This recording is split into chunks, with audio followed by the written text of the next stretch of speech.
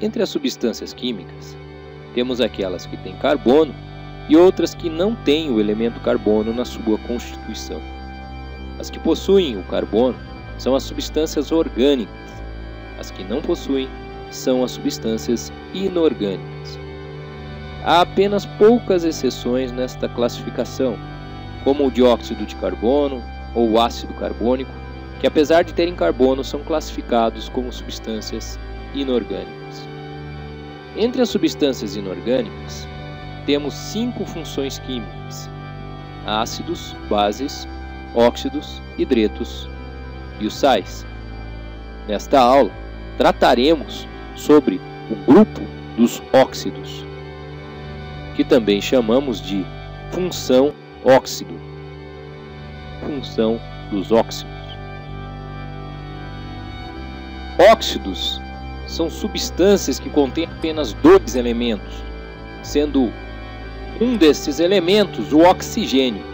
E não basta isso, o oxigênio tem que ser o elemento mais eletronegativo entre os dois. E, portanto, a fórmula estará escrito no final da fórmula. Os óxidos podem ser classificados de acordo com o tipo de ligação, como iônico, covalente ou metálico, ou de acordo com o caráter ácido básico: óxidos ácidos, óxidos básicos, óxidos neutros e óxidos anfóteros. De acordo com o tipo de ligação, teremos óxidos iônicos quando o óxido estiver ligado no metal. Lembre-se, o oxigênio, sendo da família 6A, tem 6 elétrons na última camada, deseja receber 2 elétrons. Ele deseja receber elétrons. Então, quando ele encontrar metais que querem dar elétrons, teremos uma situação onde um quer dar elétrons, outro quer receber. É este o caso em que temos uma ligação iônica. Portanto, será este o caso de um óxido. Iônico. Já os óxidos moleculares ocorrerão quando o oxigênio encontrar-se com um ametal. Os ametais desejam receber elétrons. Ele sempre tem menos que 4 elétrons na sua última camada. Mas também temos o caso do hidrogênio, que você sabe, deseja também receber um elétron. Quando ele se encontra com o oxigênio, podemos ter tanto a água como o peróxido de hidrogênio, que são os 2 óxidos mais comuns que o hidrogênio e o oxigênio formam. Muito bem, mas de acordo com o comportamento químico, a coisa fica um pouquinho mais complicada, pois temos 4 situações diferentes. Aqui você identificará um óxido ácido como alguém que se comporta como um ácido. O que é que se comportar como um ácido? Neutralizar bases é o que um ácido faz. Um óxido ácido, diante de uma base, ele neutraliza. Então, um óxido ácido, diante de uma base, é capaz de neutralizar a base. Um óxido básico, diante de um ácido, é capaz de neutralizar o ácido. O óxido neutro é aquele que não se comporta nem como um ácido, nem como base. Ele é neutro. E o óxido anfótero, fica de olho nesse prefixo anfi. Anfi e ambi são prefixos que estarão presentes em palavras que querem expressar ambiguidade. Neste caso, estamos falando de caráter ácido básico. Ser ambíguo aqui é ter tanto o caráter ácido como o caráter básico.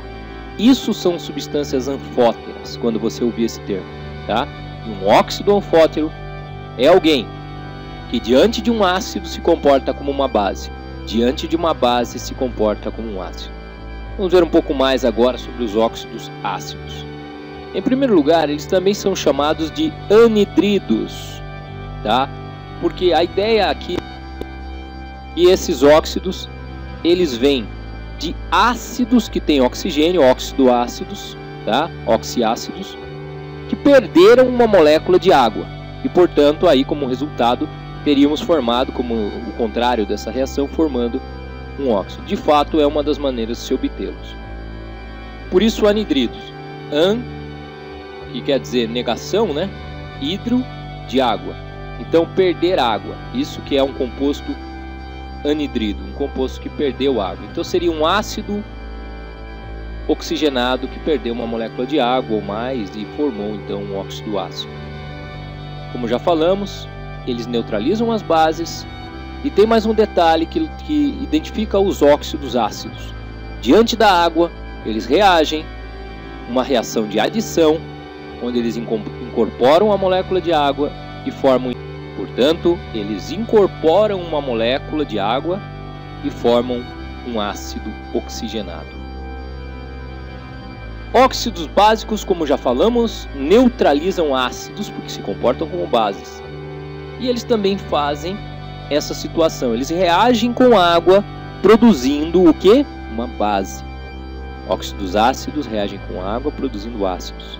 Óxidos básicos reagem com água, produzindo bases. Olha, repara uma coisa. Os óxidos ácidos são sempre moleculares. Eles têm sempre um ametal junto com o oxigênio. Os óxidos básicos são sempre iônicos. Eles têm sempre um metal da família 1A ou 2A junto com o oxigênio. É assim que você identifica eles pela fórmula. Agora, um óxido neutro, cara, é o seguinte. Só tem 4 que você tem que gravar aí na sua cabeça. Monóxido de carbono, monóxido de dinitrogênio ou simplesmente óxido. Esse cara aqui, o N2O, é também conhecido como NOS, Nitrous Oxide Systems. Monóxido de nitrogênio ou óxido nítrico. Veja só, o N2O é conhecido como óxido nitroso. O NO, óxido nítrico. Por quê? Você que já sabe o número de oxidação. Aqui o número de oxidação, oxigênio menos 2, então o nitrogênio é mais 2.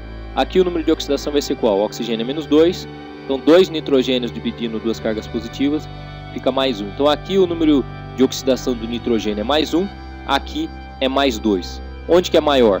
Aqui. Então, o prefixo ico, isso é uma nomenclatura antiga, mas é bom você saber. O prefixo ico, quando você tem um elemento capaz de formar 2 substâncias assim da mesma classe, onde ele está com o maior número de oxidação, o nome termina com ico. Onde está com o menor, o nome termina com oso. Por isso, óxido nitroso e óxido nítrico. O outro óxido neutro que você precisa conhecer, simplesmente porque é talvez a substância mais importante de todas, se a gente for olhar bem mesmo, é a água. É um óxido neutro. E é por isso que é o líquido da vida. É um líquido neutro. Certo? Por isso que a água transita em tantos territórios diferentes. No nosso organismo ela está por todo canto e ela consegue ser o principal líquido transportador de tudo aí no nosso corpo ou em diversos sistemas. Eles não reagem com água, nem com ácido, nem com base. Tá? Eles são covalentes. E eles também são chamados indiferentes ou inertes, porque de fato eles são neutros. Agora, essa história de inerte na química, só que antigamente que se usavam muitos esses termos inertes, por exemplo, gases nobres ou gases inertes. Hoje, a gente fica falando que é inerte, que já se conhece bastante da química. Qualquer substância a gente sabe de alguma reaçãozinha que ela faz. O NO, o que ele faz? Reage com o oxigênio, forma NO2. O NO2 cai uma aguinha perto, uma umidade, muito mais uma chuva, ele forma HNO2 e HNO3, esses 2 ácidos aqui, nitroso e nítrico. Aliás, o nítrico é formado como?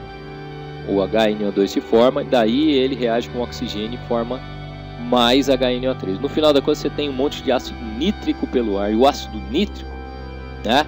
Olha a força aqui, ó. 3 menos 1, 2. O número de oxigênio menos hidrogênio dá a força do ácido. Se o resultado dá 2 para cima é forte. Ácido forte, cara. Um ácido forte no ar só perde para o prejuízo que o ácido sulfúrico causa no ar atmosférico. Então, você viu aqui o óxido ácido, o SO3, ele forma ácido sulfúrico. O SO3, ó, voltando aqui. Esse gás é liberado pelas indústrias, pelos automóveis. Quando cai uma chuvinha, ele está lá no ar, pá, virou ácido sulfúrico. Imagina o estrago que esse negócio faz. Estátuas de mármore, por exemplo, são danificadas, tá? Eu não falei aqui, o óxido de cálcio, o óxido básico do exemplo, é o cal, tá? Fácil de lembrar, né, do pedreiro usa é cal, e é justamente a fórmula aqui, ó, CaO.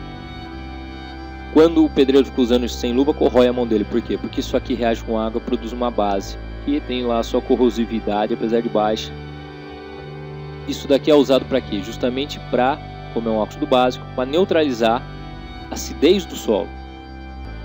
O óxido anfótero, você deve lembrar desses três: óxido de zinco, óxido de estanho 2 e o óxido de alumínio, muito usado em antiácidos. Esses caras, eles são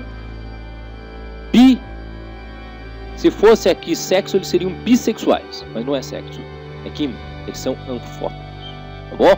Então o cara aqui se comporta como base. Por isso esse sujeitinho aqui está sendo usado nos antiácidos. Você toma uma pílula com esse negócio quando está uma dor lá no seu estômago e vai passando a dor, porque ele vai neutralizar o ácido clorídrico que ele encontrar pela frente. Porque diante do ácido, ele é uma base. Diante da base, ele é um ácido. Essa é a questão. Tá? Peróxidos. Nada a ver aqui com óleo de peroba. Aqui peróxido, o per aqui, de onde que vem, veja só. Per é um prefixo que está ligado assim com o maior, né? Veja só, peróxido. Olha qual é o número de oxidação aqui. Peróxido é quando você encontra o seguinte sujeito no meio da fórmula, que está lá escondido: 2 oxigênios, os dois juntos dando carga menos 2. Então o número de oxidação do oxigênio aqui é menos 1 para cada um. É maior do que o número de oxidação que o oxigênio geralmente tem, que é menos 1 é maior que menos 2. Menos 1 é o per-NOx, vamos dizer assim. É o maior NOx que o oxigênio vai levar, a não ser quando ele chega no zero, né? Que é quando ele é uma substância simples, o NOx é zero. Então essa é a ideia do peróxido. H2O2 é peróxido, é o mais comum no seu vestibular. Quando te aparecer, veja como é que você vai perceber o negócio. Quando te aparecer um óxido de sódio, você já sabe que o sódio é mais um, não é? Mais um, o sódio, elementos da família 1 mais 2, não vai mudar o número de oxidação deles. Então, o número de oxidação desse cara é mais um. Se eu tenho 2 caras Na, eu tenho 2 cargas positivas. E eu estou precisando de 2 oxigênios para neutralizar 2 cargas positivas. Então é porque eu não estou falando do oxigênio normal, aquele que tem carga menos 2, aquele que tem NOx 2. Não estou falando dele, eu estou falando daquele oxigênio que tem NOx menos 1. Eu preciso de 2 oxigênios, eu preciso do O2 para ter 2 cargas negativas. Então esse cara é o peróxido. É assim que você vai perceber. Você vai ter que olhar o NOx do outro cara. Nome dos peróxidos? Fácil. Peróxido de sódio. Peróxido de hidrogênio. Esse aqui misturado com água tem na sua casa. É a água oxigenada. Ok? Mas as loiras deveriam usar tinturas aí, que a coisa hoje em dia já está mais sofisticada, né? Não tem que ficar usando mais o peróxido de hidrogênio para atingir seu cabelo. Os duplos, salinos ou mistos. Esses caras aqui, ó o nome deles, óxidos duplos. Por que isso? Porque quando você aquece o sujeito, ele se quebra em 2 óxidos diferentes. Eles são óxidos duplos porque eles originam óxidos diferentes ao serem aquecidos. Originam sempre 2 óxidos, por isso óxidos duplos. Quando o cara reage, certo, com um ácido, o produto formado é composto de 2 sais do mesmo cátion, mas com NOx diferentes. O que é isso? Se um óxido duplo, você tem que saber quem são eles, e aqui você vai ter que partir para o decoreba, meu amigo. São esses 3 aqui que você tem para levar para a sua coleção de coisas para decorar, para você colar na frente do vaso do banheiro da sua casa para você decorar, ou como você quiser. Aqui você vai ter o Fe3O4. Aí você sabe que ele é um óxido duplo. Ele é um... Aí ele se encontra com ácido e você vai ter que se lembrar. Quando ele se encontrar com um ácido, ele vai formar dois sais. Sais de quem? Ai, mas que sal ele vai formar? Bom, aí o sal tem que ter a ver com a reação, né? Sal é um cátion e um ânion. Então o cátion vai ser o metal do óxido e o ânion vai ser o ametal, né? Vai ser o ânion do ácido. Então vai ser cloreto de ferro. Aí você se lembra, você vai formar dois sais com os mesmos elementos, cujo os NOx serão diferentes. Tá, NOx de quem? Metal. Daí você tem que saber que o ferro tem ferro 2 e ferro 3. Tem outros também, mas é os principais. Aí você monta. Se for ferro 2, precisa de 2 cloreto. Então fica FeCl2, porque o cloreto é menos 1. Se for ferro 3, vai precisar de 3 cloretos. O detalhe aqui é o seguinte, como é que você vai saber que o negócio é superóxido? Porque aqui, por exemplo, o sódio é mais 1. Você precisou de 2 oxigênios para neutralizar o sódio. Então, você precisou de 2 oxigênios para dar menos 1. Porque aqui é mais 1, aqui tem que ser menos 1. Então é lógico que aqui o NOx é menos meio. E é aí que você vai identificar que é superóxido e vai chegar lá e dar o nome superóxido de sódio. Essa é a questão. Tá? Mas não precisa ser nenhum super-herói para conseguir resolver isso. Basta olhar o NOx. Óxido iônico, na hora de dar o nome, você vai chegar, você vai identificar fácil, né? Metal mais oxigênio, e vai dar o nome. Óxido de sódio, óxido de magnésio e assim por diante. O óxido molecular sempre vai ter um ametal ou hidrogênio junto com o O. Aí faz o seguinte, ó. A quantidade de oxigênios que tiver, você vai usar um prefixo. Aqui é 1 oxigênio, então fica monóxido de carbono. Aqui é 2, fica dióxido de nitrogênio. O mais correto é falar assim, ó, dióxido de... É só usar prefixos. É só usar prefixos. Dióxido de mononitrogênio. Mas o mono, na segunda parte, geralmente a gente não usa. Então, como é que fica? Monóxido de carbono e dióxido de nitrogênio. Aqui eu estou mostrando para vocês usos no dia a dia na indústria. Os peróxidos na indústria são usados para clarear as coisas, tá? A concentração deles usados na indústria é de 30%, mas isso é muito perigoso, não vai usar isso na sua casa, tá? O dióxido de silício. Quando você pega areia na sua mão, o que mais tem lá é esse cara. As rochas que tem por aí afora, o que mais tem é esse cara. Os cristais tão bonitos que tem por aí, certo? O que mais tem é esse cara. Então ele é considerado aliás, ele é o mais abundante na crosta terrestre, né? Que é a parte da Terra aí formada aí pelas rochas, né? Pela parte sólida da Terra. Óxido de cálcio.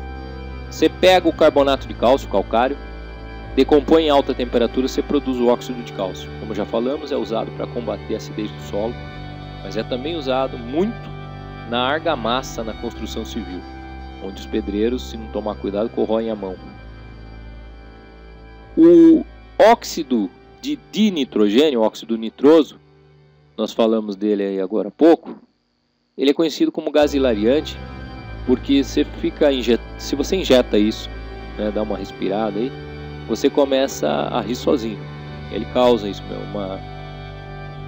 uma sensação aí, a pessoa fica meio eufórica, tá?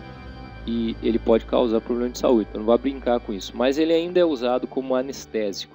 Ele dá aquela euforia, dá uma relaxada, né? Dá uma vasodilatação, a pessoa acaba se sentindo relaxada, dá uma anestesia.